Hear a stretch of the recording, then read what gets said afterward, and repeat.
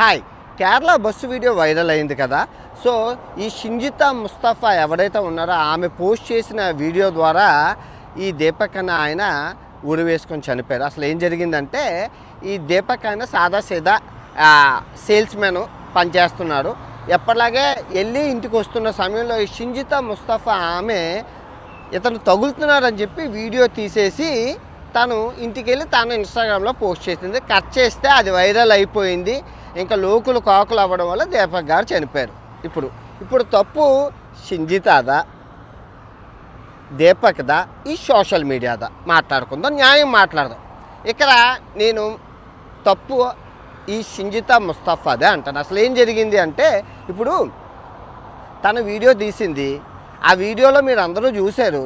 ఏదో ఈ అమ్మాయి వెళ్ళి తగులుతున్నట్లుంది కానీ నవ్వుతూ, అబ్బాయి వచ్చి ఎక్కడ తగులుతున్నట్లేదు. బస్సు అన్నాక క్రౌడ్గానే ఉంటుంది, ఎక్కడ ఖాళీగా ఉంటుంది కదా.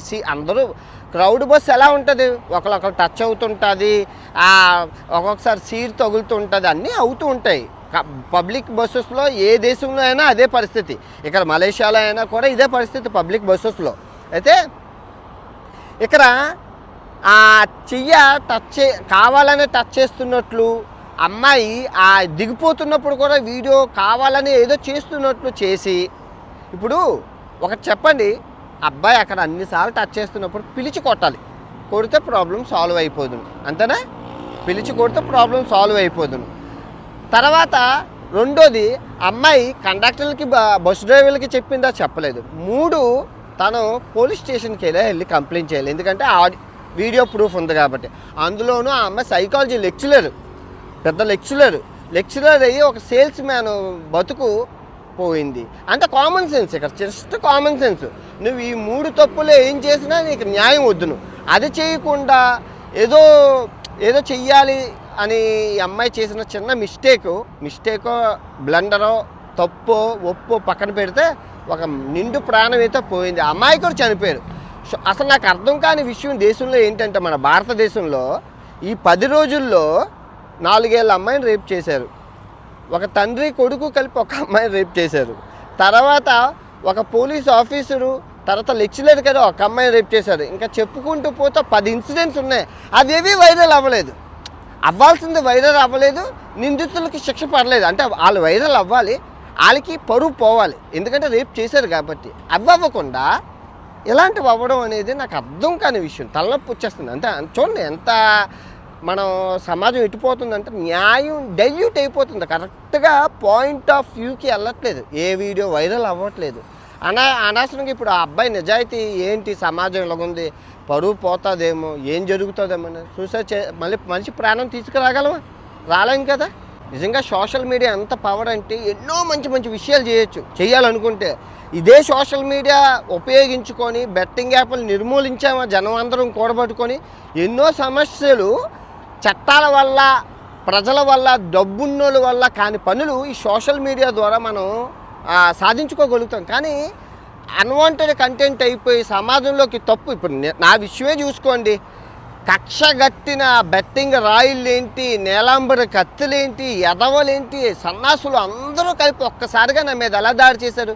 నేనంటే నాకు ఈ అలవాటు కాబట్టి, సన్నాసుని కాబట్టి, ఒక రాక్షసుని కాబట్టి తట్టుకొని నిలబడ్డాను. ఇంకో వ్యక్తి అయితే ఏమవుతుందండి, నా తల్లిని, ఫ్యామిలీని అసలు ఏం చేసినా నేను పట్టించుకోలేదు. First end of the day న్యాయం నా వైపు ఉంది.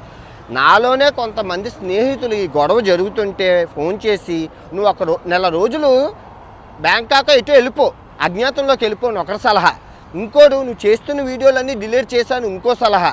ఇప్పుడు వాడు చెప్పినట్లు 30 రోజులు నేను అజ్ఞాతంలోకి వెళ్ళిపోయాను అంటే తప్పు చేసినాను ఒప్పుకొని అవుతాను కదా.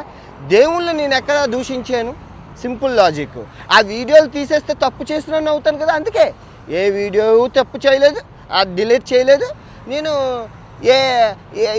ఏ రోజు ఎక్కడ దాక్కోలేదు. మొత్తం ఈ 30 రోజుల్లో జరిగిన 30 దగ్గర ఒక 24 రోజులు అవుతుంది. ఈ 24 రోజుల్లో 92 వీడియోలు అప్లోడ్ చేశాను నేను. ఫేస్బుక్, ఇన్స్టాగ్రామ్, యూట్యూబ్ అన్నిటిలో. ఎందుకు నేనేం తప్పు చేశాను? నేను అమ్మాయిల రేపులు జరుగుతున్నాయని చెప్పే క్రమంలో చిన్న మాట దొర్లింది. ఇప్పుడు ద్రౌపదీదేవిని సైంధవుడు, కీచకుడు ఏం చేశారు? అత్యాచారం, బలాత్కారం చెయ్యబోతేనే ఆ భీముడు వచ్చి చంపేశారు. అంతే కదా నేను చెప్పాను, కాకపోతే ఇంగ్లీష్లో చెప్పాను. అక్కడ కామా పెట్టకుండా చెప్పడం వల్ల సీతాదేవికి కూడా అపహరించుకుపోయాడు. అక్కడ గ్యాప్ లేకుండా పోయింది. తర్వాత వీడియోలో ఫుల్గా ఎక్స్ప్లెనేషన్ చేశాను, క్షమించమని అడిగాను. మేము క్షమించు, మా ఉల్లిపాయలకి మా టమాటాలకి అన్నారు. ఇంకా అది ఓకే, నేనైతే అలా చచ్చిపోయే వ్యక్తిని కాదు, చంపే రకమే కానీ సచ్చే రకమే కాదు. ఎందుకంటే న్యాయం ధర్మం నా వైపు ఉన్నప్పుడు ఎంత ఒడికైనా పోరాడాలి, తప్పులేదు.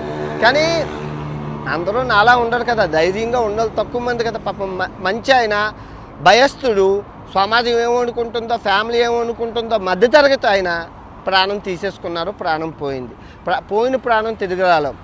మీకు ఈ వీడియో ఇన్సిడెంట్ ద్వారా మీ అందరికీ అమ్మాయిలకి చెప్తున్నాను, మీరు ఇన్సిడెంట్ అయినప్పుడు తక్షణమే రిపోర్ట్ చేయాలి. బస్సులో ఇలాంటివి ఎవరైనా కావాలని మీకు అర్థమవుతుంది, కావాలని టచ్ చేయడం, ఇలా ముట్టుకోవడం, ఇలా టచ్ చేయడం, అది కావాలని టచ్ చేయడం. బస్ కండక్టర్ చెప్పాలి. బస్సుల్లో సీసీటీవీ రికార్డు ఫోటోజులు ఉన్నాయి. ఇప్పుడు బస్సుల్లో సీసీటీవీ ఫోటోజులు పెట్టారు కాబట్టి పోలీస్ స్టేషన్కి వెళ్తే న్యాయం అవుతుంది. కానీ ఇక్కడ ఆ అమ్మాయి వీడియో కావాలని ఇలా తీయడం, అందులోనూ నవ్వుకోవడం, కావాలని జోబులో పర్స తీసేటప్పుడు ఎల్బో ఇలా అవుతుంది, ఇలా అయ్యేటప్పుడు పక్కన ఉన్న అమ్మాయి తగులుతుంది. ఎంత ఇలా తీయలేం కదా జోబులో నుంచి. సో కొన్ని ఇన్సిడెంట్స్ ఇలా జరుగుతూ ఉంటాయి. సమాజంలో కూడా అందరూ కొంచెం కామన్ సెన్స్తో ఆలోచించాలి. ఏ వీడియో వైరల్ అవుతుంది, ఏ వీడియో వైరల్ అవ్వట్లేదు, అలెకే చిట్టి పీకిల్స్ సమాజానికి ఏం ఉపయోగం ఉంటుందని బెట్టింగ్ యాప్ టైంలో కావాలని అది వైరల్ చేశారు. ఈ బెట్టింగ్ యాప్ని డైల్యూట్ చేయడానికి, బెట్టింగ్ యాప్లు 90 రోజులు వెళ్తుంటే డైల్యూట్ చేయడానికి ఈ ఐలైక్య చిట్టి పీకిల్స్ తీసుకొచ్చి అదేదో పెద్ద రాష్ట్ర దేశ సమస్యలాగా ప్రపంచవ్యాప్తంగా వైరల్ చేశారు. ఆ అమ్మాయిని తిట్టిన అబ్బాయిని పట్టించుకోలేదు, కానీ ఈ అమ్మాయి తిట్టిందే వైరల్ చేశారు. జరిగిన 60,000 రేపుల గురించి ఎవడో మాట్లాడడు, ఎవడో వైరల్ చేయడు. కాకపోతే చిన్న ఇన్సిడెంట్స్ని వైరల్ చేసి అదొక సునకానందాన్ని పొందుతుంది సోషల్ మీడియా.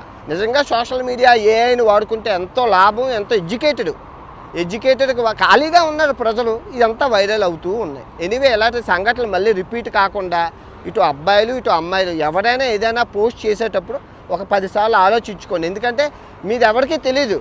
మీ వీడియోలు తీసుకొని న్యూస్ ఛానల్ ఖాళీగా మన ఒక్క తెలుగు రాష్ట్రాల్లోనే 5,000 న్యూస్ ఛానల్ ఉన్నాయి. ఇంకా మన ఇండియాలో దగ్గర ఒక 30,000 న్యూస్ ఛానల్ ఉన్నాయి. ఇంటికో న్యూస్ ఛానల్, వాళ్ళందరికీ ఎంప్లాయ్మెంట్. ఖాళీగా చిన్న వైరల్ వీడియో దొరికితే రచ్చ రంబోలో చేయడానికి చాలామంది ఉంటారు.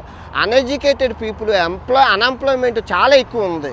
ఎడ్యుకేటెడ్ పీపుల్ని, ఐఏఎస్ ఆఫీసర్ని మీరు ఫాలో అయితే మీ జీవితాలు బాగుంటాయి. ఇలా నాంబిషనాగాళ్ళని, పనికిరాని వాళ్ళని మనం ఫాలో అయితే మన జీవితాలు అలాగే ఉంటాయి. మనం ఫాలో అయ్యేవాడు బట్టి మన జీవితం అలాగ ఉంటుంది. ఓకే, తిరిగి మరో మంచి వీడియోతో కలుసుకున్నాం. ఇట్లు మీ ప్రపంచ యాత్రికుడు మలేషియా కౌలాలంపూర్ నుంచి. జై హింద్.